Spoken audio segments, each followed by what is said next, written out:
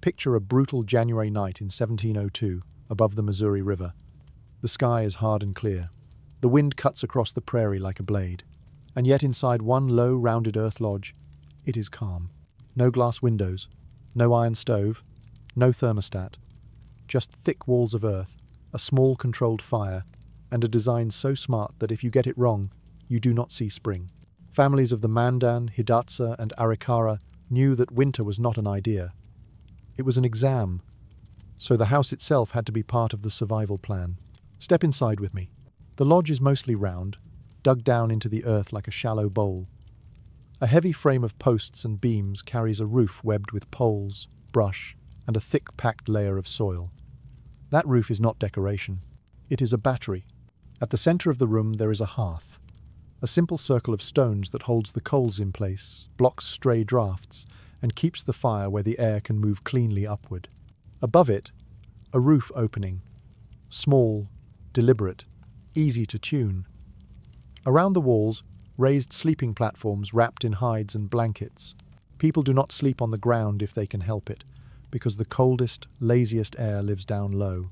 The doorway faces away from the worst winds. At night, they hang a thick buffalo hide over it. Just inside, there is often a screen or short inner wall. That little detail matters. When someone comes in, the rush of cold air is forced to bend, slow down, and curl gently into the room instead of slamming across the fire and stealing all the heat. The house is teaching a rule you will see everywhere in this story. Never let outside air enter the room in a straight, angry line. Fuel is precious. Firewood is counted not only in sticks but in steps. How far did you walk to cut it? How deep is the snow? Soft willow might start the flame, cottonwood might carry it. Driftwood floated in on the river is treated like bonus savings. On storm nights, they do not panic and build huge fires. They make the fire smaller and trust the walls. The earth has already stored yesterday's warmth. Thermal mass buys them hours. In the morning, someone checks the posts, the walls, the air. You can feel if the plan is working just by putting your hand on the structure. Stability you can touch beats a big flashy fire that wastes fuel and fills the roof with smoke. Now shift scenes. It is 1,650 along the Mohawk River. You are inside a Haudenosaunee longhouse, a tall, narrow hall of timbers and bark, with rows of family compartments along the sides and a clear aisle down the middle. Here, the genius is rhythm. Down that center aisle runs a series of hearths. Each hearth serves two family areas.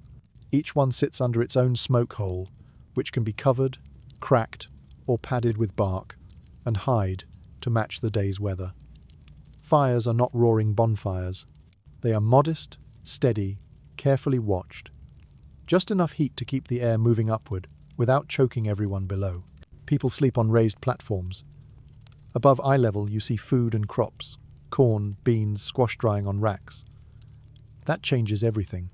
If the fire screams, it fills the rafters with heavy smoke and ruins the food. If it is too weak or too wet, nothing dries and the air turns sour. So the longhouse teaches another rule. Heating, cooking and storage live in one shared system, and you manage them together. Fuel is managed woodland, not random desperation. People gather fallen wood and slim, fast-growing stems first. Ash and charcoal are saved like tools, used to bank coals overnight so nobody wakes up to dead cold. Again, the trick is not more fire. It is smarter fire in a room that helps. Let's move west. It is around 1,820 on the northern plains.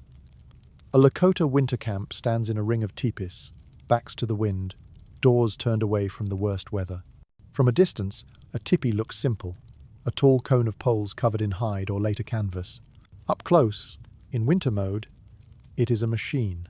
Inside, there is a liner, an inner wall of hide or cloth that hangs from the poles and stops short of the ground.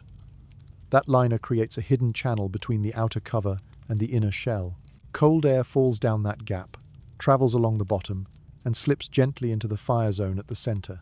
Warm air from the fire rises, carries the smoke upward, and escapes through adjustable smoke flaps at the top. The result is a controlled chimney effect. The fire breathes. People do not. Sleeping spots are set near the wall, where the air is surprisingly calm and warm. A tripod over the fire holds cooking pots at a steady height. The doorway points away from the wind, cutting drafts before they even start. Smoke flaps are tuned by habit and memory. One glance at the way the flame leans, and someone knows which tie to adjust. Fuel is a strategy, not an afterthought. In treeless areas, dried bison chips are stacked by the door. They burn evenly, with little smoke. Along waterways, people gather willow and cottonwood. The combination gives a predictable burn pattern. And over time, families learn the same lesson as in the earth lodge and the longhouse. A small, clean, well-positioned fire inside a planned air path will outwork a big, sloppy one every single time. Now, drop underground. You are near the Middle Fraser River, around 1,400, climbing down a ladder into a plateau pit house. Above ground, winter is hard. Below, the air is surprisingly steady. The builders dig a wide, circular or rectangular pit. They set strong posts, build a roof frame, and load it with earth until the house wears the hillside like armor. A central smoke hole doubles as the top of the ladder. The hearth sits directly below it. Sleeping and working benches line the interior walls. Again, the earth is doing the heavy lifting. A storm can rage outside and the temperature inside barely flinches once the mass is warm. Cool air enters low and slow, often through side tunnels or baffles that tame it before it reaches the fire. Smoke rises cleanly up the ladder shaft. Coals are kept overnight, so the morning needs only a handful of kindling, not a full restart. Even the soot becomes part of the feedback loop. If the beams are thick with sticky smoke, something is wrong with the draft or the fuel.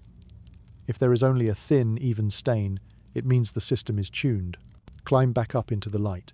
Now you are on a high mesa in the late 1200s, among Hopi and other Pueblo villages. Rows of stacked stone and adobe rooms face the Sunday winter light is sharp. The wind is not friendly. Inside, rooms are small, thick-walled, and disciplined. Fireplaces are set in corners or along walls. Roof openings or small vents let smoke escape, but not recklessly. Kivas and special ceremonial rooms use a low ventilator shaft and a clever deflector stone near the hearth. Incoming air hits the stone, splits, slows down, and feeds the fire without blasting smoke into people's faces. Once again, controlled path, modest flame, heavy walls. Juniper and pinyon wood are counted and rationed. Some households, later on, add coal when it becomes practical. But no matter the fuel, the core logic stays the same. The room, the vent, the hearth, and the habits form one system. If you get the geometry right, you do not need a giant fire to feel human in January. All of these places, all of these designs, are answering the same unforgiving question. How do you stay warm with limited fuel, dangerous weather, and no modern machines? And the early pattern is already clear. Raise where people sleep and sit, because the warmest air is never on the floor. Shape and slow the incoming cold air so it helps the flame instead of attacking it. Let the walls and the earth store heat, so the fire can rest. That is where we start. Now move south and east, onto the high desert of the Colorado Plateau. You are standing in front of a Navajo hogan in the 18th century. The doorway faces east to greet first light, not for romance but for schedule and sense. Mornings are cruelly cold out here. That first strip of sun reaching into the doorway pulls people into the day a little easier. Step inside. The hogan is compact.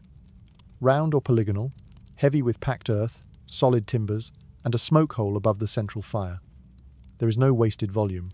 No tall, empty ceiling where warm air can run away. People sit and work in the calm middle layer of air, where the fire's heat and the wall's stored warmth overlap. Morning belongs to the flame. Afternoon belongs to the walls. Pinon and juniper are gathered with care. Coals are managed so they do not die between tasks. A smart hogan does not stunt with big bonfires. It runs on modest burns, banked embers, and the quiet partnership between fire, soil, and good placement out of the harshest wind. The building is small on purpose so that every stick of wood does measurable work. Now jump far north. You are on the Arctic coast around 1,700 with an Inuit family. The landscape is almost empty of wood, but full of material that most people think of only as cold, snow.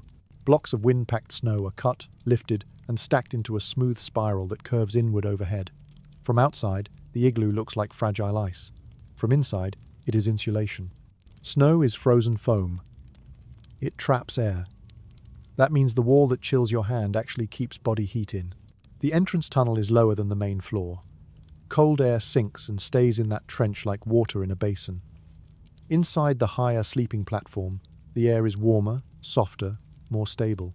In the middle, a stone lamp, the quillic, burns seal oil. It is small but relentless. It heats, it lights, it dries boots and parkas.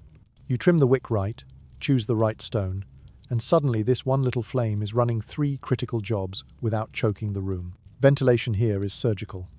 Tiny high holes, checked with something as simple as a feather to be sure air is moving just enough.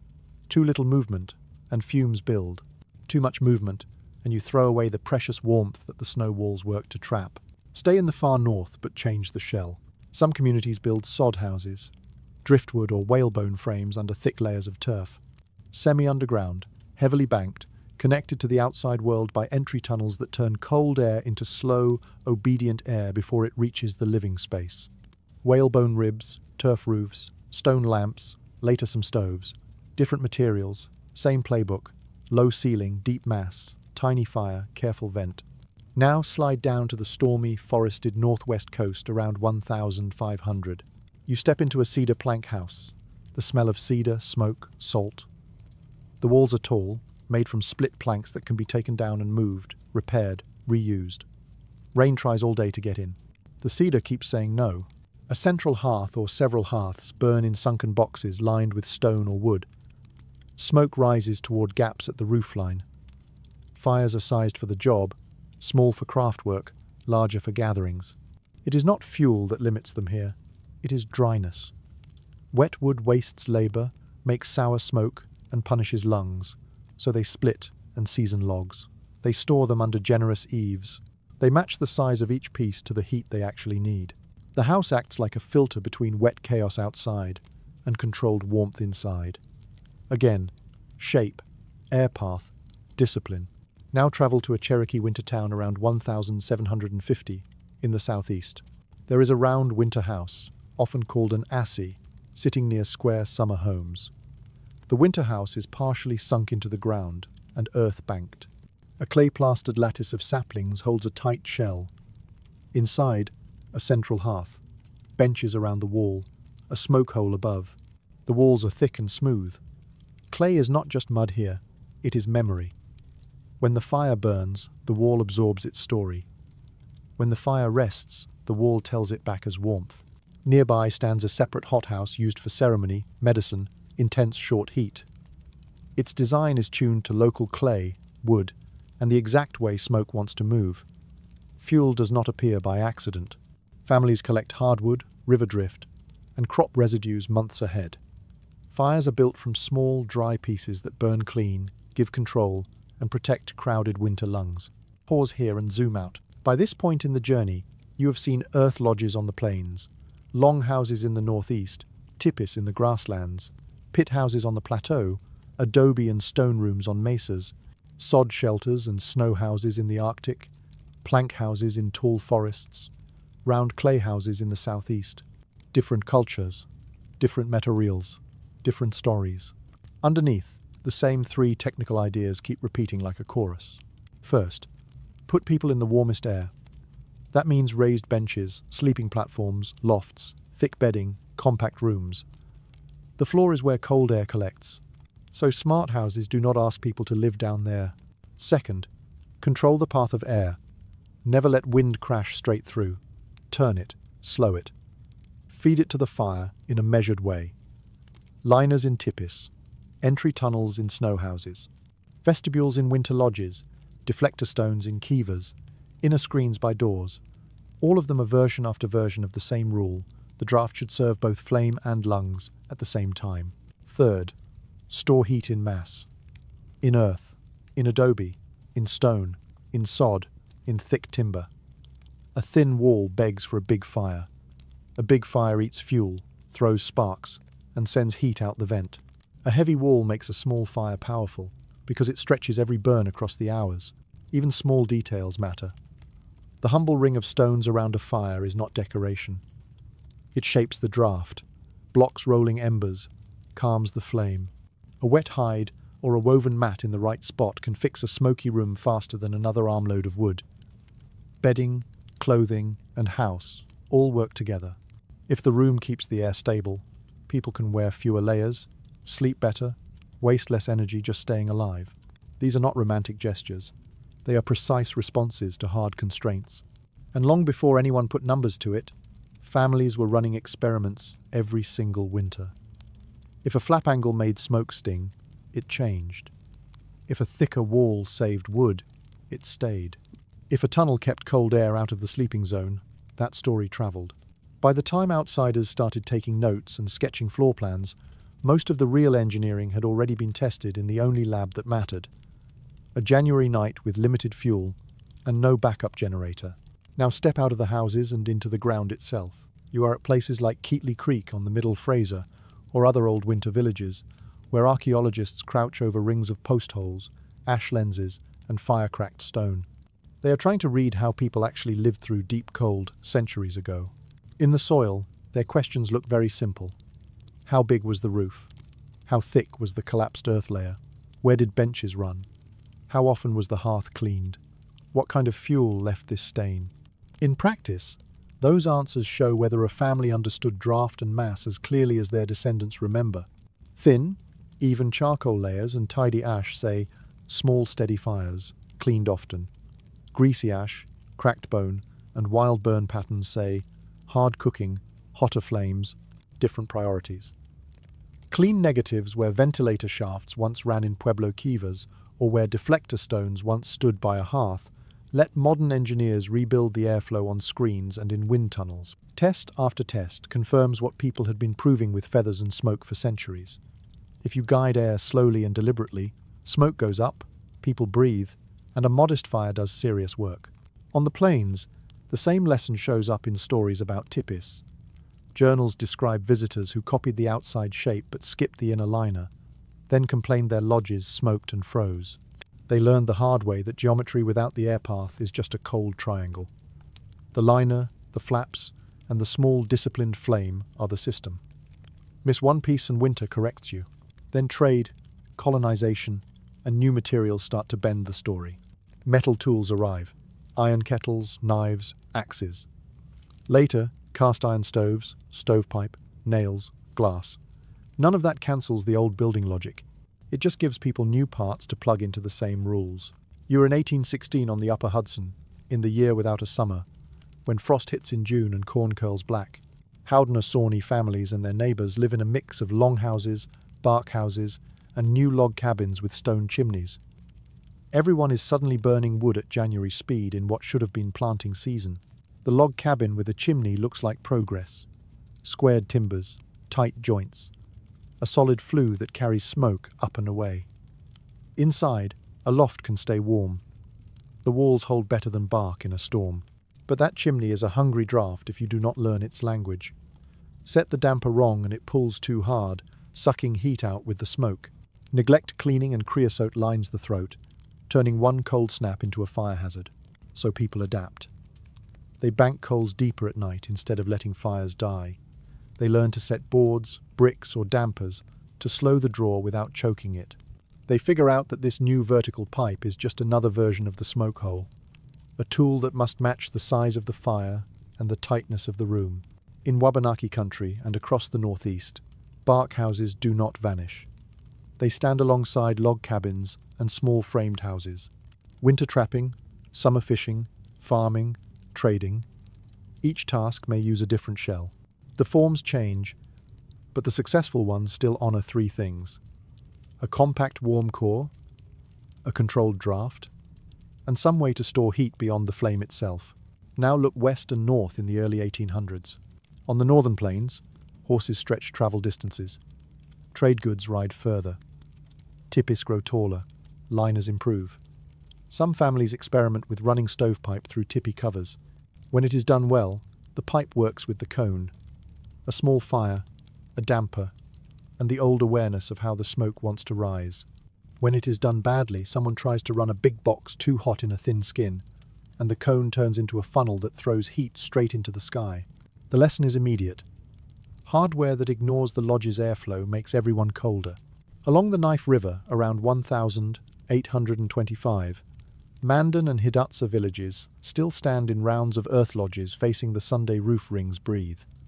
Corn and seeds hang in the warm upper air. Some houses now have small iron stoves from trade, sitting where open hearths once burned. A debate starts quietly. One side says the stove is wonderful. It is fast, contained, with a door and a damper and less open flame. The other side points out that if you shove that same stove into a corner or under the wrong beam, you end up with one scorched spot, cold edges, and no real savings because the room was designed for central heat and a vertical drawer. The solution that sticks is simple. Respect the original geometry. Put the stove close to the center, under the smoke ring, where the hearth lived. Let the pipe use the same upward path. Let the thick earthen walls keep doing their long, slow work. When the metal box joins the old system instead of fighting it, the house runs better. You are in a Hidatsa lodge, in the 1,830 seconds, as a trader offers stovepipe lengths and sheet metal, pointing toward the wall. The people who live there look up at the roof ring, look at the central posts, and answer that the middle is not up for negotiation. The house already knows where its heat belongs. Farther south and west, Pueblo communities keep their stone and adobe rooms. Iron tools and new markets arrive with Spanish and Mexican influence. In some places, families begin to test coal from exposed seams. Archaeologists and historians will later argue over exactly when coal becomes common in domestic hearths, because the chemical signatures are tricky and the early use may have been limited. But whether they burn juniper, pinyon, brush, or bits of coal, the rooms still rely on thick walls, careful vents, and corner fireplaces tuned by watching the flame bend.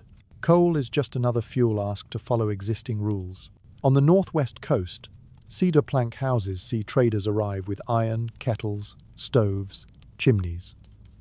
A small metal stove might be perfect for a separate cook shed or a specific task, but the big family plank houses continue using central hearths under roof gaps because they already do two jobs at once: heat the benches and dry the air in a wet climate. A tool that cannot match that rhythm stays optional. In the southeast, Cherokee and Creek towns balance round earth-banked winter houses, with log cabins as agriculture, missions, and pressure from the United States intensify. Then removal shoves families west into new territory, with raw weather and unfamiliar timber. Forced relocation turns heating design into emergency work. Still, the same knowledge surfaces under stress. Place the door on the quiet side. Use clay and chinking to seal gaps. Put the fire where the draft can stand straight. Bank earth or sod where you can. Hang quilts or mats as inner skins. A community that has already learned to read wind and wall will reach for those habits even when everything else has been taken apart. Forms change, maps change, laws change, the physics stay seated. By the late 1,830 seconds, the forced marches and removals have pushed Cherokee families west into new country, with different trees, different winds, and too little time. They build fast. Log houses where stone is handy, clay-lined hearths where it is not, chinking in every gap they can reach. Doors turned away from prevailing storms, small windows, heavy quilts doing the same quiet work that clay and earth once did. It is survival architecture, but the old rules are still steering. Keep the warm air calm, keep the fire small and honest, ask the walls to help. The cruelty of removal does not pause for weather, yet the physics never pause either. Families who once lived with round earth-banked winter houses adapt by carrying forward what they know. Site the house below a crest for shelter. Break the wind with sheds, fences, and wood piles. Stack fuel where it can season. Do not let the doorway become a straight-shot wind tunnel. Under political violence, thermal logic remains a kind of resistance. We will still keep our people warm. North, in the deep forests around the Great Lakes and into Cree and Anishinaabe territories, winter living runs on flexible combinations. A family might use a tight, half-sunk log or earth lodge for the deepest cold, with a central hearth that behaves by familiar laws. Out on trap lines, the same family might rely on a tiny sheet iron stove in a canvas or bark shelter. That little stove is not a luxury, it is a precise instrument. Fast heat, quick boil, and then dark metal cooling into the night while bedding and low ceilings do the rest. Sheet iron stoves do not store much heat, so people learn quickly. You cannot ask the box to perform miracles. You make the space small, you lower the roof, you pile boughs and hides to shape a pocket of air the stove can actually handle. The behavior and the building are part of the heating system. If you only upgrade the metal and not the habits, you lose. Now walk a winter trail in 1845, somewhere out in the boreal forest. Night falls, and a canvas or hide tent glows faintly from a short pipe. Inside, a compact stove ticks as it cools. Someone banks the last coals. Blankets and robes do the rest. It does not look dramatic, but the math is sharp. Just enough fuel burned hot and clean. Just enough sheltered volume.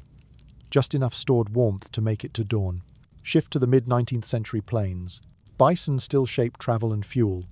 Camps cluster in river bottoms, where there is water, willow, cottonwood, cut banks for shelter. Tippy design has not forgotten anything. Liners hang carefully. Flaps are tuned. Fires stay small but effective.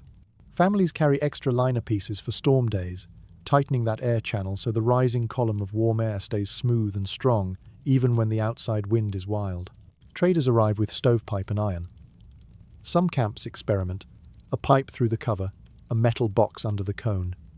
Done well, with a damper and respect for the old airflow, it can work.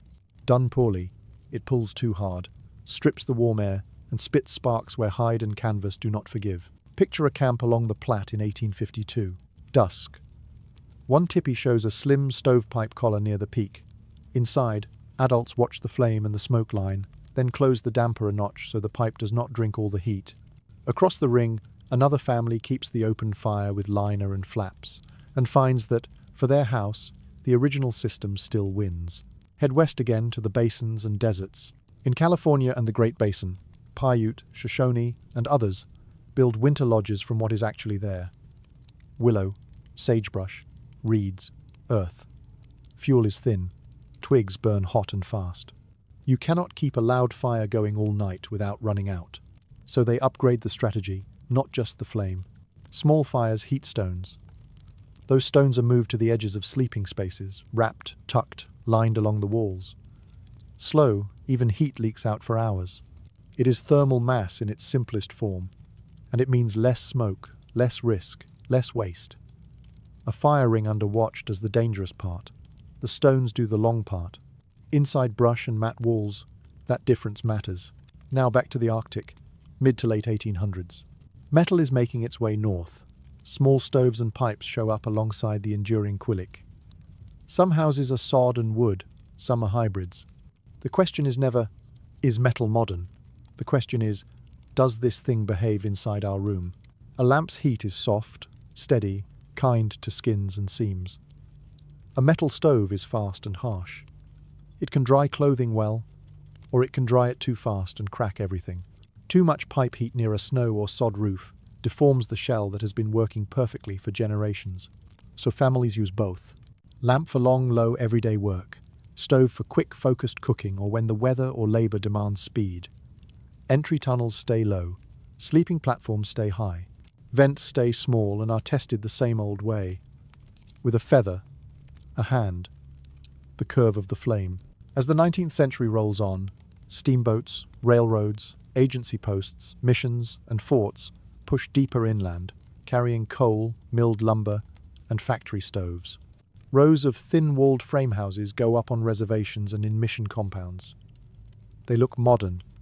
Tall chimneys, glass windows, dimensional lumber, but they often ignore everything the older houses solved. Doors face straight into the wind. Walls are light and hollow. No vestibules, no thermal mass. One big stove in the center or end of a drafty box, working itself to death to heat air that keeps slipping out through every crack. Inside those buildings, people adapt creatively. They hang quilts as inner liners. They build short entry porches to act like snow tunnels in wood form. They slip bricks or clay behind thin stoves to store even a little extra heat. They move beds up, into lofts, onto platforms.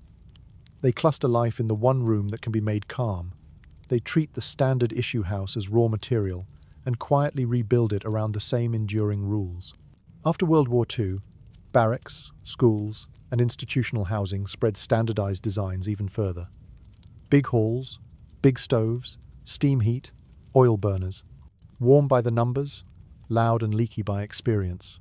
Families step out of those rooms at the end of the day, and back into older forms whenever they can, because a small, steady, well-placed fire in a tight, thoughtful envelope is still more comfortable than a roaring system in a careless box. Again and again, new devices arrive with big promises. And again, the places that win are the ones that fit those devices into designs that already understand wind, draft, and mass. When that alignment happens, people use less fuel, breathe cleaner air, and sleep through the night. When it does not, the room itself becomes another winter problem to solve. By the middle of the 20th century, another shift is underway. Big agencies and church missions are building rows of houses using the same blueprints from far-off offices. Tall chimneys, thin stud walls, minimal insulation, big single stoves, long pipes, everything is standardized. Almost none of it is designed for the exact wind that hits that exact hill. So families do what they have always done. They hack the plan. They pin blankets behind doors to slow the draft. They tuck cardboard, cloth, or scrap lumber into leaky corners. They put bricks and clay behind thin metal stoves so the wall can store something, anything, after the fire is turned down. They create small warm cores inside big careless boxes, turning issued housing into something that actually behaves. In many reservation schools and institutional buildings, the heat is central. Boilers, steam lines, radiators. Technically impressive, but the rooms are loud with vents and echo, or dry and drafty, or overheated in one corner and cold in another. Comfort exists on a schedule and a thermostat, not on the quiet curve of a small fire and a listening hand. Health workers begin to notice patterns. Children who spend nights in smoky, under-ventilated homes get sick more. Drafty barracks create as many problems as they solve. Reports like the Miriam Report in 1928 call out poor ventilation, overcrowding, and cold, bare structures as real threats, not just background complaints. The message is simple. Air and heat design is not cosmetic. It is public health. Then, after World War II, speed becomes the ruling value. Oil stoves, factory windows, cheap lumber, mass housing. Long rows of frame houses go up quickly, often with single thin layers of insulation, and chimneys that look correct on paper. For many families, bottled gas or fuel oil and a big new stove feel like upgrades. No more chopping all day just to get a boil. No more constant smoke in the rafters. But a fast system in a bad envelope is still a bad room. So again, people adapt. They snowbank the windward walls like their grandparents did with sod. They add inner curtains to cut the heated volume in half on the coldest nights. They slide in brick shields and concrete blocks behind stoves to stop walls from scorching and to catch some of that runaway heat. They learn to read the color of soot and smell of exhaust the way earlier generations read feathers and flame. By the 1970 seconds, another shock. Fuel prices jump. Oil is no longer cheap background. It becomes a bill that bites. Across the United States, plenty of households turn back to wood. Tribal communities do too, not as nostalgia, but as math. If wood is local and oil is expensive, the stove in the main room becomes important again. Airtight wood stoves arrive. Heavy doors, gaskets, dampers that let you stretch a load of wood for hours. Used well, they can be efficient. Used badly, they can choke and coat chimneys in creosote. So the pattern repeats. The device alone is never the full answer. Communities respond with hybrid knowledge. Neighbors who remember open hearths and tippy fires teach people how to listen to a clean burn, how to stack wood so it actually seasons, how to run the stove hot sometimes to keep the flue clean, then let walls and bedding carry the quiet hours. In one small reservation town in the 1970 seconds, a truck backs up with a brand new airtight stove. The family reads the manual, then walks down the road to ask an elder how a good fire is supposed to sound. The elder taps the side of the box, listens, watches the smoke at the cap, and translates factory diagrams into one simple rule. Let it breathe enough to burn clean, then let your walls and your habits do the rest. Soon after, regulators get involved. By 1988, the Environmental Protection Agency sets emission standards for new wood stoves. Manufacturers start building cleaner-burning fireboxes with secondary combustion and better airflow. Less smoke outside, less creosote inside. For the same armload of wood, more real heat. In many native and rural communities, those newer stoves arrive slowly, unevenly. But where they do arrive, they work best in houses that are already learning or remembering the other half of the equation. Tight, thoughtful shells. Weatherization programs begin to matter. Crews add storm windows where once there were rattling panes. They foam and seal the gaps where wind had been hunting through wall sockets and floorboards. They add proper chimney caps and safer pipe joints. They help rebuild cracked masonry into actual thermal mass again, instead of cold stone doing nothing. Every one of these upgrades multiplies the value of older knowledge. A sealed door makes the small fire strategy more powerful. A storm window makes a quilt curtain even more effective. A safe, well-drafted flue makes it easier to run the fire clean instead of smoky and weak. A clay or brick surround behind a stove turns hot metal in a cold box into fast flame plus slow wall, which feels like an entirely different life at 3 a.m. By the early 1990 seconds, in some northwest coastal homes, you might see a certified stove sitting where an open hearth once lived. The cedar planks are still there. The roof vent is still there, now tuned with a better cap. Firewood is stacked under deep eaves, split and dried on purpose. The new box works not because it is modern, but because it has been placed inside a logic that is very old. In Alaskan villages, high fuel prices push families into mixed systems. Oil stoves for some tasks, wood or driftwood where possible. Lamps still used for gentle heat and drying. Insulation and wind wraps are added to houses that once depended on turf and snowbanks alone. When it is done with care, the results feel familiar. Calmer air, fewer drafts, smaller flames, and less coughing in the morning. Policy shifts like the Native American Housing Assistance and Self-Determination Act in the 1990 seconds start to hand more control back to tribes over how houses are planned. That opens the door for designs that finally listen to local wind, local sun, local memory. Thicker walls in long winter places, smaller, smarter windows. Doors on the leeward side by default, not by exception. Rooms laid out to keep people in the warmest layers of air instead of scattered against cold exterior walls. In New Mexico and Arizona, some homes add passive solar rooms, thick adobe or masonry walls facing the low winter Sunday. These rooms charge themselves during the day. In late afternoon, an interior door is opened and stored sunlight drifts into the main room. The evening fire shrinks. The house starts to feel like a team instead of a single overworked stove. The pattern is clear and getting clearer. New fuels and new machines can be helpful, but they only become truly powerful when they are plugged into the same foundation people have been refining for centuries. Calm air where people live, planned paths for draft, and walls that remember yesterday's work. Whenever those three pieces fall out of the plan, winter sends the correction. By the early 2000s, the story has looped all the way back to some very old questions, now asked in rooms with wiring and paperwork. You're in New Mexico, near a Pueblo community, around 2003. On the south side of an older adobe house, a new room has appeared, thick-walled, sun-facing, with deep window openings and a dark floor. All afternoon, winter light pours in. The mass drinks it. Late in the day, someone opens an interior door. The stored warmth drifts into the main room. The family lights a smaller fire than their parents would have, and nobody feels cheated. The woodpile shrinks slower. The walls carry more of the shift. It looks like modern green design on a grant form. But in practice, it is the same logic as an earth lodge wall, a kiva bench, a sod roof. Let mass do the heavy lifting. Let a small flame steer instead of drag.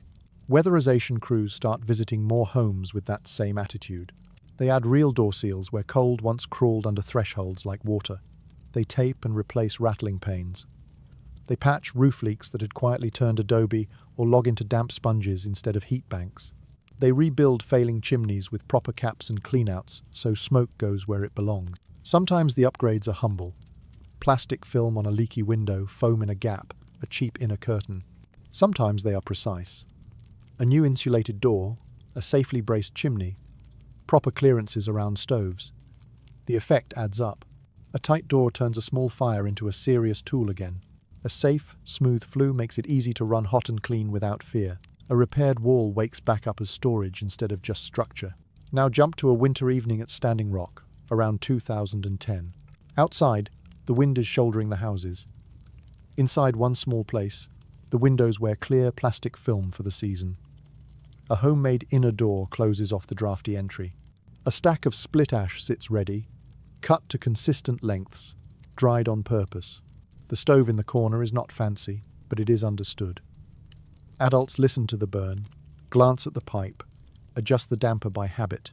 A rocking chair sits where the air is quietest, not where the catalogue would have put it. The room does not swing between too hot and icy. It just holds steady. Health research in these years puts numbers on something elders have been saying for lifetimes. Smoky, damp, leaky rooms hurt people. Clean burns, steady drafts, and dry surfaces cut coughing, asthma, infections.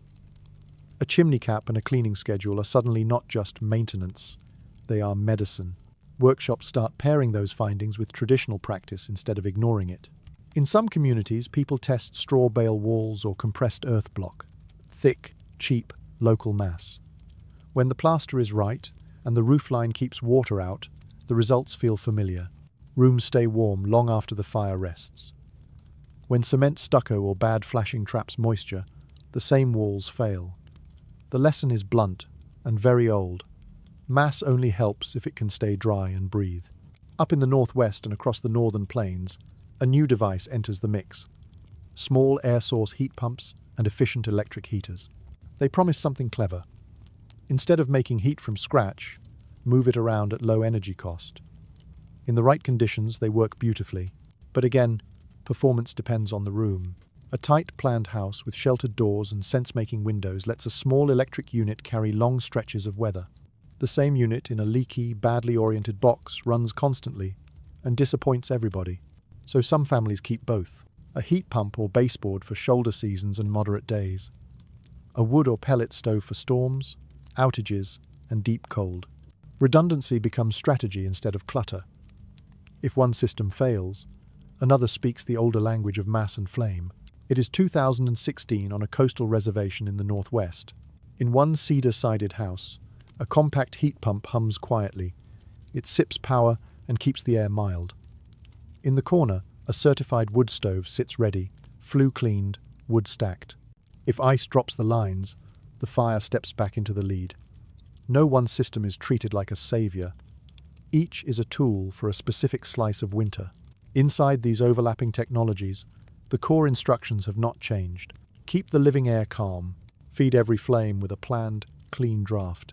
Let walls, floors, benches, and even warm stones remember what the fire did an hour ago. Across the Great Basin, families still heat rocks in small evening fires and slide them behind bedding for long, quiet warmth. At winter camps in the plains, tipis still go up with full liners and tuned flaps, not as props, but as working shelters. In Arctic villages, lamps are still trimmed with practiced fingers, even when a small barrel stove stands nearby. Researchers with meters and modeling software start discovering what people with feathers and hands already knew. Lined typists run warmer at the same fuel use than bare cones. Kiva deflectors really do straighten the smoke and keep the occupied zone cleaner. Earth-sheltered rooms swing less in temperature than exposed boxes. Raised sleeping platforms live in the best air. The instruments arrive late, but useful. They make it easier to argue for better designs in funding meetings and code hearings. They translate quiet practice into numbers that travel on paper. But they do not invent the wisdom. They just catch up. By the early 2010 seconds, a lot of tribal housing projects, community workshops, and local crews are starting to share one practical message in slightly different words. You do not have to choose between tradition and technology. You have to choose between rooms that cooperate with winter and rooms that pick a fight they cannot win. If you are going to use wood, burn it hot and clean, and let mass store the gain. If you are going to use oil or electricity, do not waste it through a door that stares straight into the north wind. If you are going to install a new stove, place it where the house already knows how to breathe. It sounds simple. It is not easy, but it is repeatable. A tighter shell, plus a small vestibule, plus a decent stove, and a cleaning schedule is more powerful than a glossy catalogue promise in a bad layout. And the households that internalize that, whether they live in adobe, log, frame, straw bale, or something hybrid, start stacking small advantages into whole winters that feel less like emergencies and more like plans. By the mid-2010 seconds, the pattern is so clear that you can walk through a dozen different houses and see the same quiet logic wearing different faces. You are on the lower Yukon in 2018, in a frame house with a rebuilt chimney and an old habit that never left. A modern metal flue runs true through the roof. Outside, a cap breaks the wind and sheds snow. Inside, an oil heater or wood stove runs cleaner than it did with the old pipe. On a shelf, a Quillick-style lamp still appears on the coldest nights to dry boots and soften the air. Families are not choosing nostalgia versus progress. They are sorting jobs. Fast heat here, steady drying there, backup light always ready. The chimney's shape and schedule reflect the same rule as an igloo vent or a tippy flap. If air has a planned path, you get warmth without attacks of smoke. Down in the northern forest, pellet stoves reach some houses. They offer convenience, predictable pellets, consistent feed rates, less ash. In a well-sealed, sensibly laid-out home, they work well. But their weakness is printed on the bag. They depend on trucks, pellets, power, supply chains, so a lot of families keep both. You are at Leech Lake in 2019. In one living room, a pellet stove ticks softly, holding an easy baseline through the evening. Against the other wall, a traditional wood stove waits with seasoned oak stacked close. If deliveries slip or the power cuts, nothing collapses. The household has not traded resilience for convenience. They have treated both as ingredients in one system. Archaeology and building science, meanwhile, continue to close the loop between what people did and what meters now see. Teams model airflow through Kiva ventilators, tippy liners, pit houses, winter houses, long houses. The graphs line up with what elders, builders, and firekeepers have been saying in plain language for generations. Lined cones draft better, deflectors calm smoke, raised platforms sit in the best air, earth-bermed rooms ride out temperature swings with dignity. You are at a site where early hearths once used what might have been coal. Lab tests argue with each other. One set of results says, yes, here is mineral signature that looks like coal. Another says, the confident, everyday coal story does not really kick in until later, when tools and trade patterns shift. The debate is careful and ongoing. While it continues, most families go right on using wood, dung, brush, oil, and sun, in arrangements that they know work, whether a journal article agrees yet or not. By the early 2022s, winters themselves are changing shape. Ice comes late, storms spike harder, thaws cut into what used to be predictable cold stretches. That kind of instability hurts planning. It scrambles fuel delivery, drying time, and storage. Communities answer by adding options instead of betting on one champion. You are in 2021 at Akwesasne. A small, certified wood stove stands where it can breathe well. A compact electric heater handles cool, damp shoulder days when lighting a full fire would be silly. The choice each morning is not ideological. It is practical. Which tool matches today's sky, today's wind, today's bill? In the southwest, adobe and stone still prove their worth. Houses that keep their plaster sound and their roofs disciplined stay dry inside. That means a 15-degree night feels survivable at a lower thermostat setting because dry air and radiant surfaces feel warmer to skin. Stored sun in the walls handles hours that used to demand an open flame. The trick is simple and unforgiving. Keep water out, let walls breathe, and the same room becomes a slow, quiet machine for comfort. It is 2022 near a Pueblo village. A family replasters an old adobe wall with lime instead of hard cement that had trapped moisture and caused paint to blister.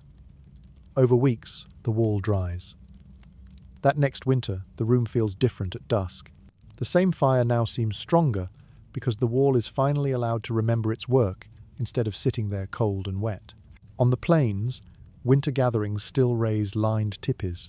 You are inside one on a bright, frozen evening as people tug on poles to set flap angles. A young cousin pulls ties wrong, the smoke hesitates, eyes prickle. They adjust. The column straightens. Everyone feels the correction in their lungs before anyone phrases it as a principle. It is the same training loop that has always existed. One smoky night is a lesson that never needs repeating. Workshops and wood banks begin to formalize what used to be passed only around fires and job sites. In some Great Lakes communities, wood banks not only deliver cords to elders, they label them. Species, split size, best use, ash for mornings, maple for evenings, oak for long burns. Explanations that mirror seed catalogues.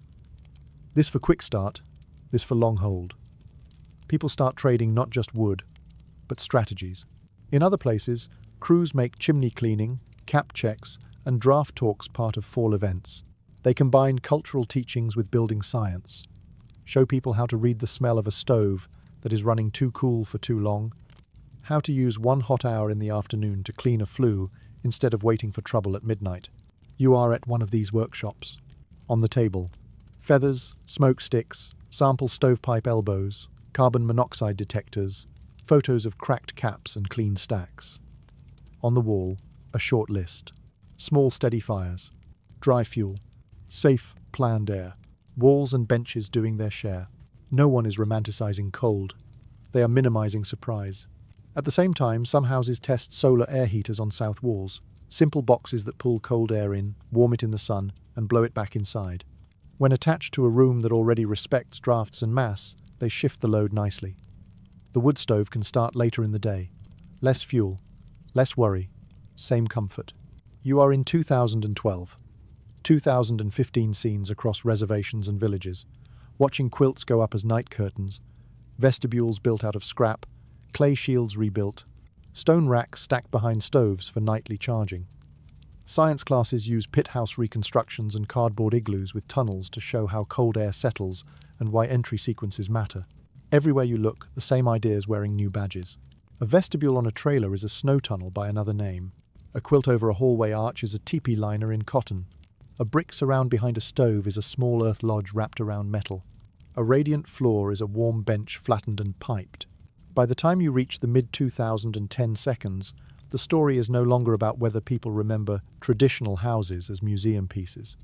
It is about whether designers, inspectors, funders, and builders understand that those houses solve technical problems that modern boxes still struggle with. When the two sets of knowledge meet, rooms get safer, cheaper to heat, and easier to live in. When they do not, the same old mistakes walk right back in through a brand new door that faces directly into the wind. Now we're in a gym on the Northern Plains, 2004.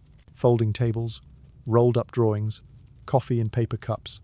Elders, a young architect, a weatherization crew, all leaning over the same lines.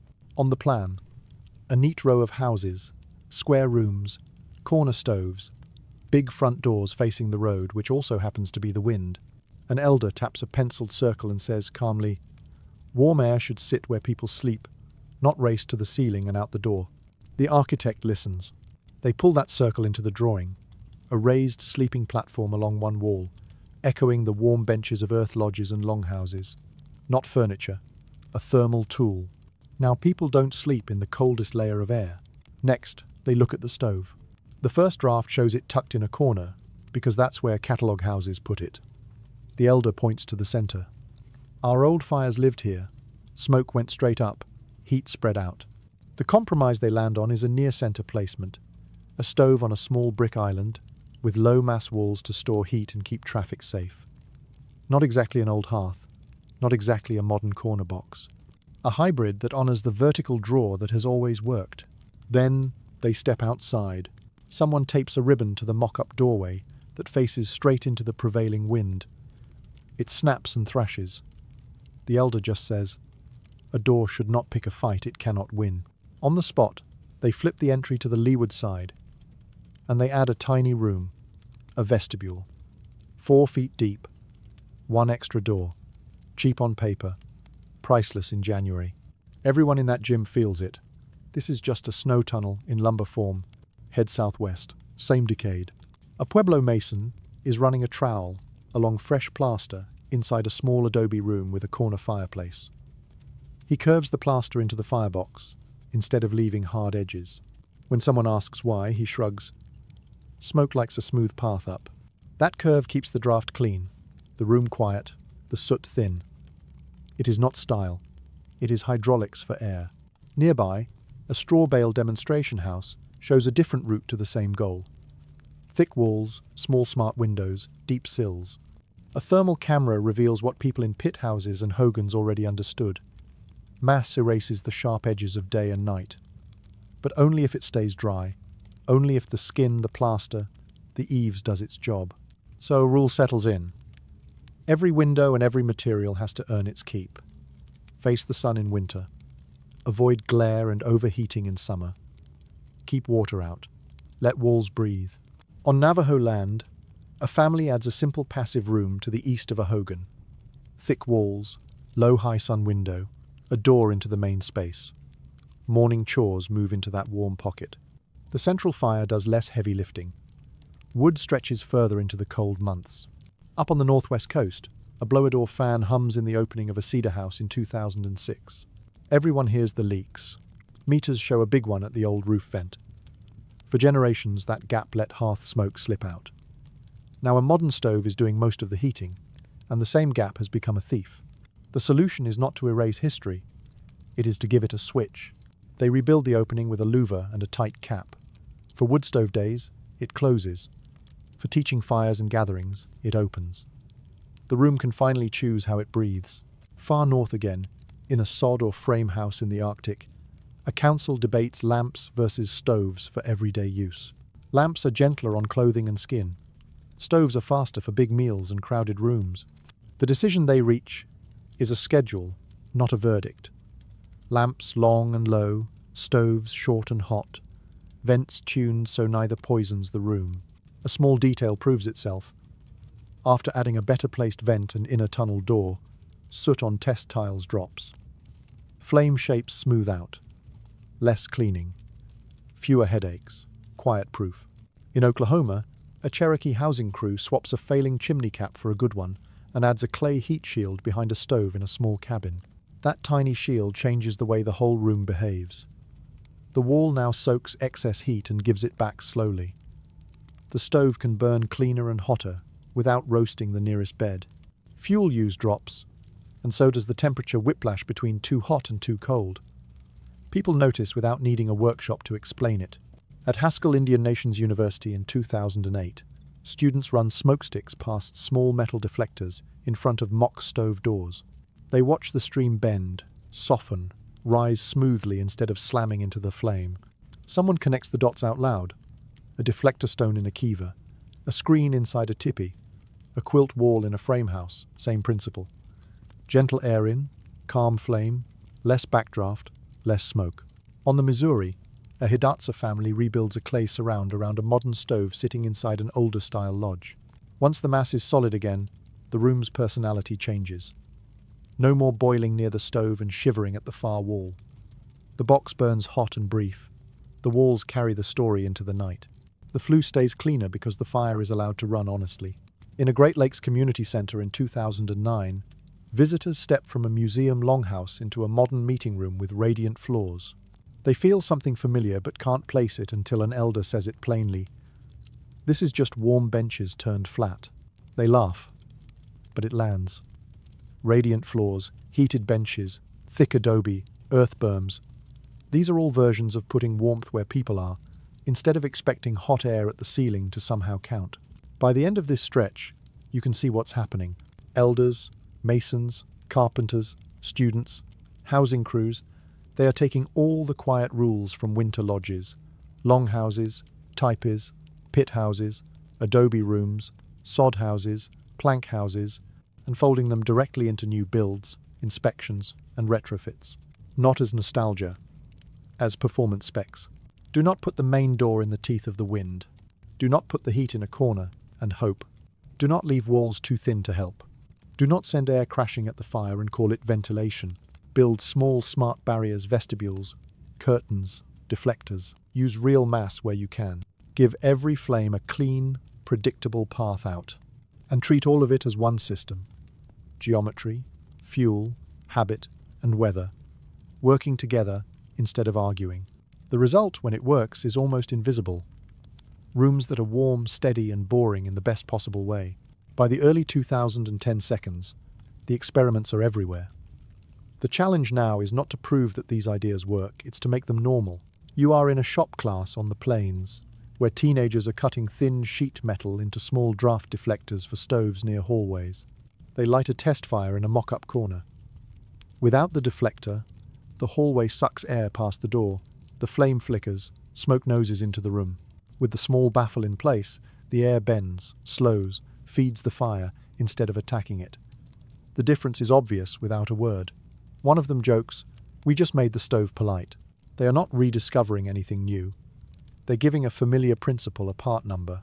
On the Great Basin side, families revive the habit of heating stones in a small evening fire and setting them along benches and behind bedding. A local science teacher shows up with a thermometer, tracks the temperature curve, and proves what everyone can feel. Wrapped stone holds a gentle heat for hours. The test turns storytelling into data, which is useful in rooms where funding flows through graphs. At Standing Rock, crews roll out weatherization rounds before the first hard freeze. Doors are adjusted, caps are checked, cracked elbows are replaced. People are given simple cleaning calendars. Mark this, sweep then, burn one hot fire that afternoon. The payoff is straightforward. Fewer emergency calls on the worst nights, fewer chimneys catching at 2 a.m. because no one thought to look up in October. In the southwest, solar air heaters go onto a few south-facing walls, just dark boxes and clear covers that push warmed air inside when the sun is low and sharp. Families like that, the warmth feels light, not smoky. The woodpile drops slower. Nobody is asked to believe in theory. They can see it in the stack. Workshops in places like Aquasaz hang quilts over test windows next to plastic film and rigid foam to see which actually helps at night. The quilt wins more often than not. Why? Because it traps a still layer of air and is easy to use. People recognize it as the same action as a tippy liner or a bark wall lining, a soft interior skin that calms the boundary rather than sealing it in anger. In Alaska, siding crews wrap old houses with wind barriers and add insulation under new cladding. What used to act like a sieve now behaves more like a proper shell. Lamps and stoves finally get a still stage to perform on.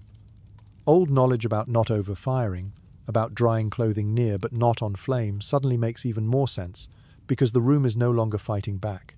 In a Pueblo room around 2012, plasterers smooth lime over adobe where cement had once strangled the wall. The foreman tells an apprentice, "Plaster is the roof of the wall.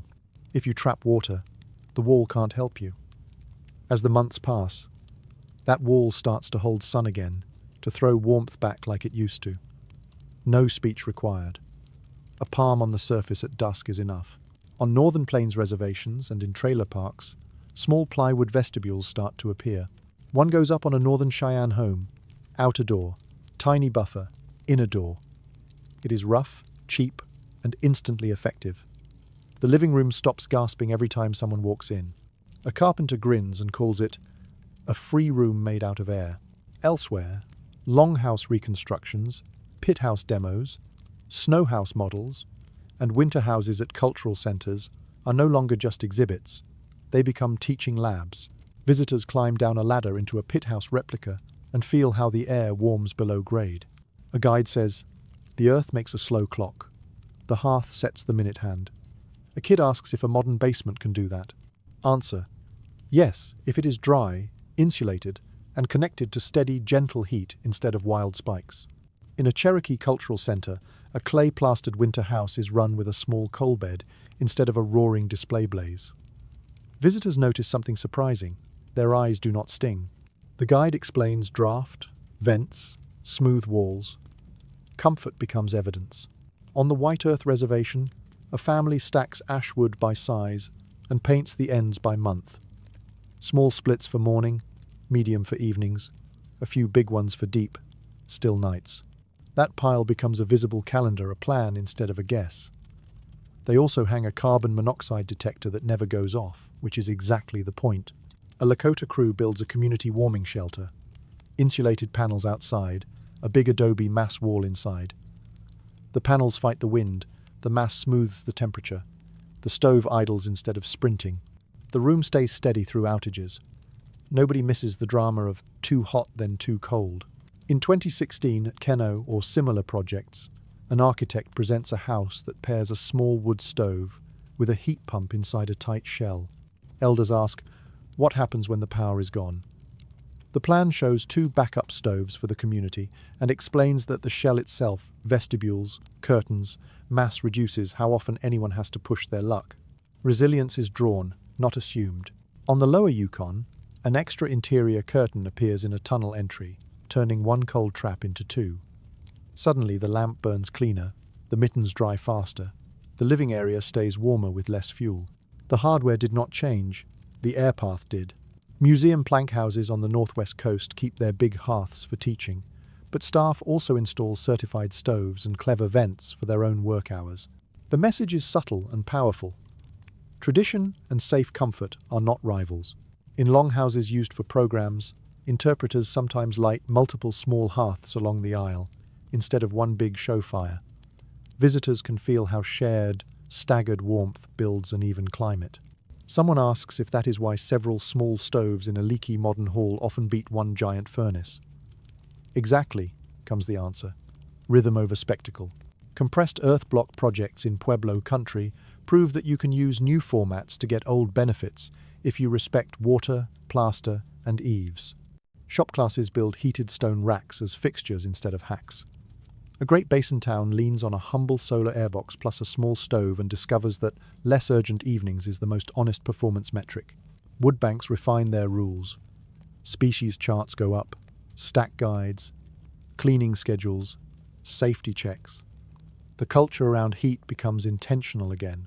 By the late 2010 seconds and into the early 2020 seconds, these scattered efforts start aligning. Warm rooms are treated as infrastructure, not luck. Winter literacy becomes a phrase in some schools and trainings. Knowing how air moves, how mass works, how to read a stove, a vent, a feather, a quilt. The heroes of that literacy are very small things. A vestibule, a liner, a curtain, a cap, a deflector, a smooth wall. None of them are expensive. All of them are technical. And together, they quietly turn houses back into machines for slowing time between fires, exactly what they were in that earth lodge on the Missouri in 1702. Now we're in 2025, outside on packed gravel at a tribal housing yard on the northern plains. Pallets of insulation, bundles of stovepipe collars, stacks of adobe bricks, spruce beams in neat rows. On a big map, arrows for wind, dots for future homes, scribbled notes where old cottonwoods still break the north gust. A project manager runs a finger along the standard plan set. An elder steps up and quietly shifts that finger a few inches. Doors go over here, he says, tracing the lee side. We already know what the wind does. That small change is everything. If a front door faces straight into winter, the house becomes a vacuum, sucking heat out every time someone comes home. Turn it away, tuck it behind even a modest windbreak, and the door stops being a hole that burns money. So they hard-code it. Every plan gets the entry on the quiet side, not as a nice-to-have, but as a rule. Next, they standardize the smallest, most generous room in the whole project, a vestibule. 4, maybe 5 feet deep. Outer door, inner door, hooks for coats, a mat for boots. It looks trivial on the blueprint. It is not. It's a controlled version of an igloo tunnel, a Hogan entry screen, a tippy liner's lower edge. Cold air comes in, hits that buffer, slows, drops. It never gets a straight shot at the living room. Inside each model house, a stove sits not jammed, crooked in a corner, but near the center on a square of brick or block. Behind it, a short, thick wall rises to about elbow height. This is not decoration. That wall is thermal mass, a savings account for heat. You burn a small load of wood hot and clean for an hour. The stove gets the room up to comfort. The brick and adobe soak the excess and quietly pay it back after the flame goes down. Fuel becomes time. A few people ask if the stove can move back to the corner to make the furniture easier. The builders shake their heads. Corners are where cold gathers unless the walls are heavy and the air path is designed. The house remembers the old layout even if the paperwork forgot. They keep the stove near center, just as earth lodges, longhouses, and winter houses did for centuries. Vertical draw, even spread. Windows get the same interrogation. Instead of bigger is better, every opening has to do a specific job. One low, modest pane on the south side, to grab winter Sunday. Maybe a carefully shaded opening to the west if someone has actually thought about summer. No giant, unshaded statement glass where the north wind can slam or where heat pours out all night. Every window is a tool, not a trophy. Head southwest to a workshop where masons are building a test wall thicker than your wrist is long. They talk about it like a battery. The heavier the wall within reason, the slower the temperature swings. But mass only helps if it can dry. So they choose lime plaster instead of brittle cement. They extend eaves so rain falls away clean. They curve details to shed water instead of catching it. All those small decisions mean that in winter, a short, honest fire will ride in that wall long after the flame rests. The electrician arrives with a small heat pump unit. He explains efficiency numbers, COP ratings, all the modern language. Elders listen, nod, and ask the only question that matters in a blizzard. And when the power line goes down? So the plan doesn't pretend. It includes shared backup stoves for the cluster, with proper chimneys and good mass, so no one is left choosing between freezing and poisoning themselves if the grid blinks. The lesson from 200 Winters is sitting right there. Resilience is options plus design, not faith in a single miracle box. In a model unit, fresh air enters through a simple heat recovery vent, a small box that lets outgoing warm air preheat the incoming cold. Again, nothing mystical. It's just another version of a well-placed vent in a winter house, or a carefully carved smoke hole in a plank roof. Air gets a defined route that serves lungs without raiding the heat bank. No random leaks. No surprise drafts. On the northwest coast, a cedar house uses interior insulation panels that leave the original plank walls able to breathe. A certified stove sits below a rebuilt roof gap. There is a short brick wing behind the stove, just enough mass to smooth the spikes. Traditional roof geometry. Modern firebox. Nothing in conflict. In the Arctic, a sod house museum uses a safe demo lamp, a small vent, and a low tunnel. Visitors hold feathers near the opening and watch them lean, hearing a guide say, "A safe room tells the truth to a feather before anyone coughs." That line sticks because it's practical and a little funny, and because it turns centuries of practice into one sharp test. Across multiple regions, longhouses used for teaching run several small hearths or controlled heaters instead of one show-off blaze. Raised platforms on both sides stay warm without smoke. Visitors feel the evenness and understand in their bones why a lot of small and steady beats one huge and moody. In Great Lakes towns and plains communities, carpenters start building low-raised benches with storage along one wall of new houses. They are sold as seating with bins, but they are really warm sleeping platforms and work ledges, keeping people in the good air. At night, when the stove rests, that extra foot of height is the difference between waking up stiff and waking up fine. Funding officials show up asking for visible modern features, big glass, fancy siding, catalogue things they can photograph. The crews walk them through instead. Here's the vestibule that cuts your fuel use. Here's the mass wall that flattens the curve. Here's the window that faces the sun on purpose. Here's the stove placed where the house can actually help it. None of it is flashy. All of it is measurable. On code review day, inspectors point out that tight houses need combustion air or stoves will start stealing air through outlets and cracks. Instead of arguing, designers run a small duct directly to the stove zone. The fire gets a dedicated, predictable supply. It stops hunting through the building. Safety goes up, draft goes stable. Pellet stoves, cordwood stoves, small heat pumps, passive sun, lamps, warmed stones, each community keeps more than one answer alive. Because the niche is not, "This device beats all others."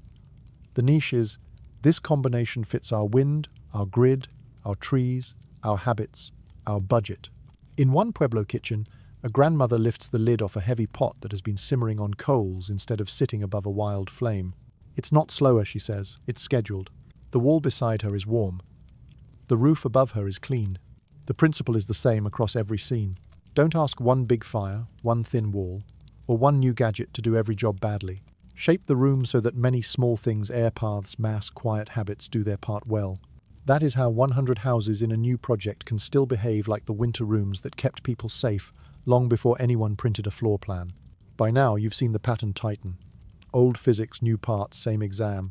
So let's step inside the places where that knowledge is being turned into muscle memory instead of just stories. You're in a shop class on the Northern Plains in 2025. Rows of workbenches, stovepipe elbows, feathers, smoke sticks, a cheap thermal camera zip-tied to a tripod. On the board, the phrase, "winter literacy, not poetry, curriculum." An elder stands up front and says, "A house is a machine for slowing time between fires." Then he lifts his palm to the ceiling, feeling for the calm layer. The students test a tiny vestibule frame they've built from scrap. One open doorway, no buffer. Cold smoke from a fog machine rushes straight in. With the second inner frame in place, the same smoke hits, stalls, pools low. The warm box on the other side barely flinches. Someone laughs. The smallest room is doing the biggest job. Exactly. At another bench, they run smoke past miniature deflectors and vent collars. Watch the flow change from chaotic to smooth. The thermal camera shows a brick mass wall, storing heat long after the test heater clicks off. Nobody calls it magic. They call it data. They graduate with certificates and with the habit of reading air and wall before they read the thermostat. A few states away, in a Great Lakes community center, a longhouse exhibit shares space with a modern lab of certified stoves and monitors. Visitors walk from raised sleeping platforms and small, steady hearths into a bright room where sensors show particulate levels, draft pressures, CO warnings. The guide ties them together in one line. Our grandparents watched feathers and eyes. We get graphs. If both say the same thing, trust it. This is the theme. Instruments finally catching up to elders, not replacing them. In a Pueblo yard, apprentices plaster lime over an older adobe wall where cement once trapped damp and killed the mass. Plaster is a roof for the wall, the mason says. Water must leave in a hurry or the wall can't remember heat.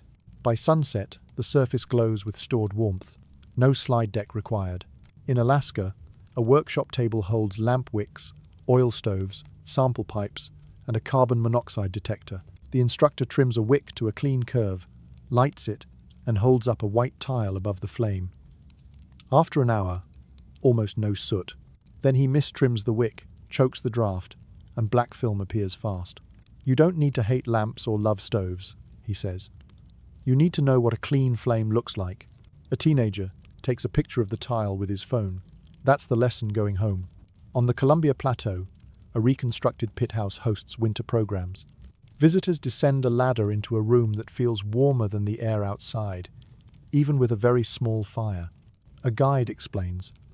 The earth slows change. The baffle near the entry turns an attacking gust into a gentle swirl. Benches lift people above the coldest layer.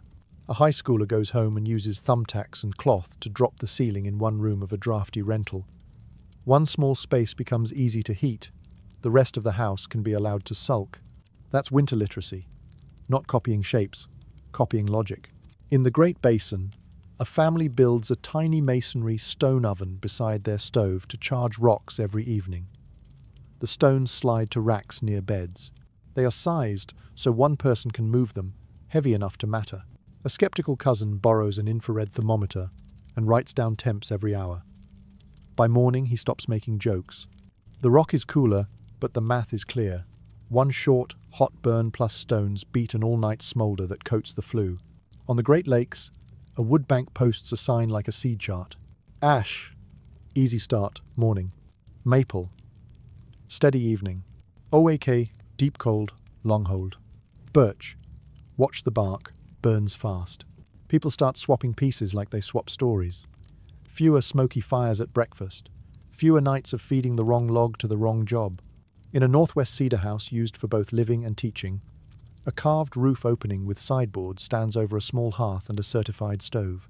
When the stove runs, the cap is tight. When the hearth runs for stories, the gap is tuned. Carving, ceremony, and code all share the same square of sky. No one pretends that comfort and culture are enemies. On the plains, a housing office quietly takes all the pilot tricks and makes them boringly standard. Every house, vestibule, every plan, door to leeward. Every stove, proper mass behind it. Every roof, capped with the right angle. Every window, sized for work, not for catalogue photos. It stops being innovative. It becomes checklists and habits. That's how good ideas survive staff, turnover, and election cycles. In health clinics, nurses notice a pattern. Houses with vestibules, inner curtains, clean flues, and small certified stoves send fewer people in with winter coughs and headaches. The spreadsheet starts to treat warmth as healthcare, not backdrop. An Arctic village writes a one-page manual with sketches. Lamp care, pipe angles, tunnel doors, feather tests. The last line reads, "A feather is cheaper than a monitor, and just as honest when it moves. It spreads because it's funny. It stays because it works." In a city apartment, a family who grew up with wood heat now lives with radiators and no control over the boiler. They still cover windows at night. They still choose seats where the air is still. They time cooking so that the last pot of rice hands a little extra heat to the evening. They've carried the niche with them, understanding the flow of heat and air as something you can work with, even when you don't own the furnace. At a university, a research team publishes airflow measurements on Kiva deflectors, tippy liners, winter house vents. The numbers match what builders and elders have been saying. Planned air beats random air. Geometry beats hope. That paper gets waved at funding meetings, building codes, grant reviews. Useful. But the work on the ground was already underway.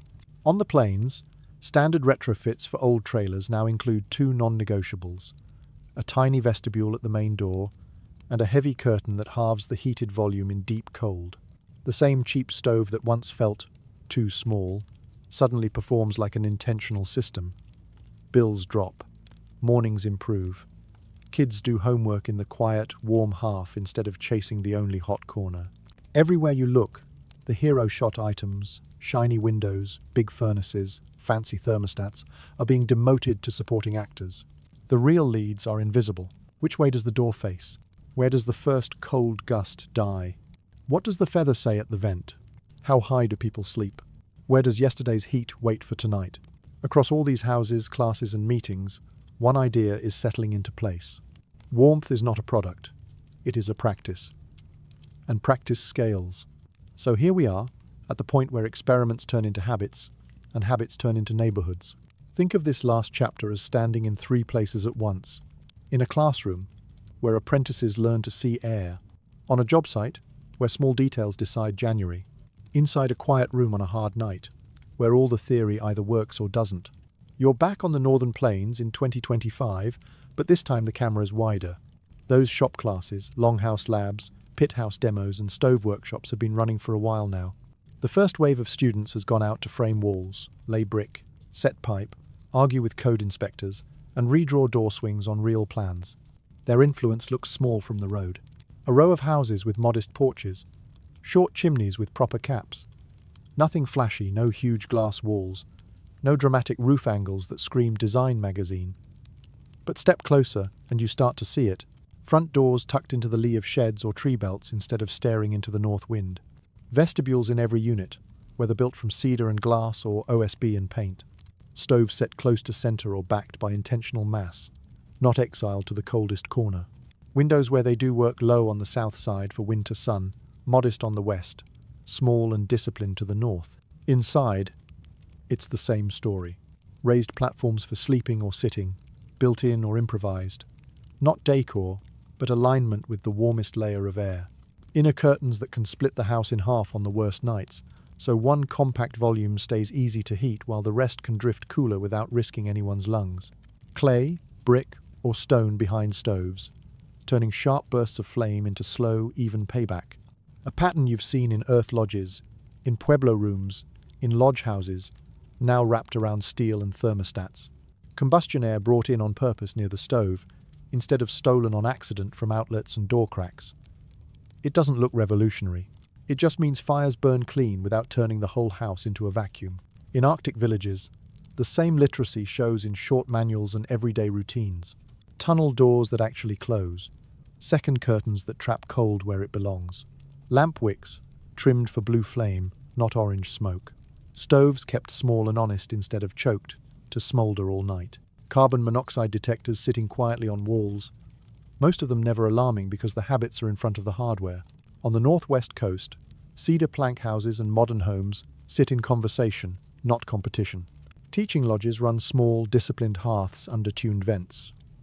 Family houses use certified stoves with short guard walls and good pipe. Both respect the same geometry. Smoke has a path, heat has a partner, rain stays out, boards breathe.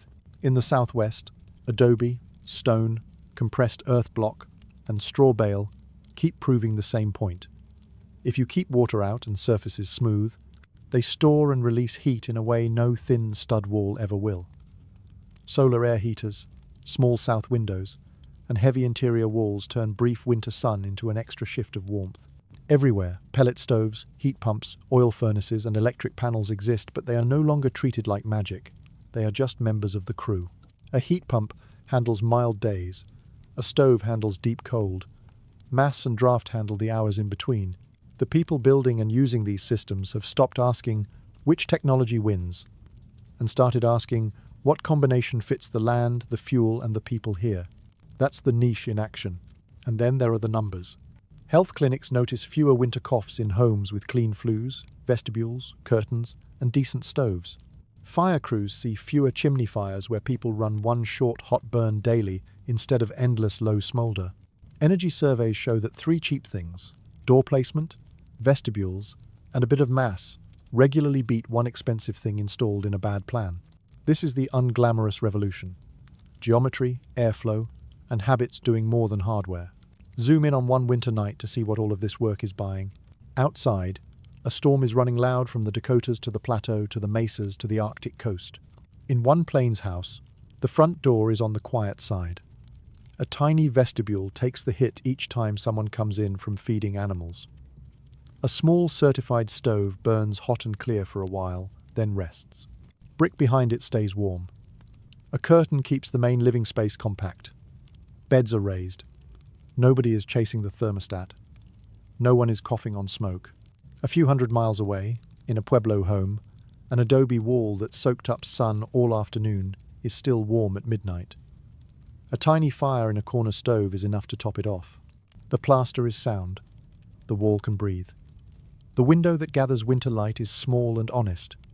The room feels calm at a temperature that would feel cold in a thin-walled box. Elsewhere in a cedar plank house, a stove hums and a roof gap is cracked just enough. Outside, rain hits carved sideboards and runs off instead of blowing in. Inside, smoke rises in a tight column. Raised platforms along the wall hold steady warmth. Kids fall asleep under blankets without crowding the fire. Far north, in a sod and frame home, the tunnel entry holds a pool of cold that never quite spills into the main room. A lamp gives soft, persistent heat. A small stove does quick work for meals. Vent holes tested with a feather keep the air just right. The storm can roar, the geometry still holds. No speeches, no miracle devices, just rooms that cooperate with the weather instead of picking fights with it. All of that comes out of a handful of principles that have been rehearsed across centuries and materials. Keep the fire small, steady, and clean. Keep the air calm where people sit and sleep. Give that air a clear, kind path, past the flame and out of the house. Let walls, floors, benches, stones and earth store what the fire earns. Do not put your doors, windows, or stoves where the wind can make a fool of them. Everything else, iron stoves, pellet feed systems, heat pumps, glass, new codes, new funding, is negotiable. These rules are not. The real work of the present is making sure they don't get lost under layers of catalogue promises and rushed blueprints. That's why apprentices are cutting deflectors in shop class. Why elders are standing in front of whiteboards, drawing circles inside squares. Why wood banks post species charts. Why cultural centres light small fires correctly instead of big ones theatrically. Why manuals mention feathers and meters on the same page. Because warmth is a partnership between design and patience. And partnerships outlast any single stove model, building program, or grant cycle if you teach them instead of sell them. So if you strip this whole story down to one last, portable rule set a household can use on a hard night, it sounds like this. Face your doors away from the fight. Give cold air a place to slow down before it meets you. Sleep and gather where the warm layer lives, not on the floor where drafts collect. Watch the flame shape, the smoke line, the soot, the way your breath moves. They are instruments. Let your walls, benches and stones remember yesterday's fire so tonight can start small. A quiet room on a brutal night, with calm air and a modest flame that knows its job, that is the proof. Warmth belongs to rooms that work with the weather, not against it.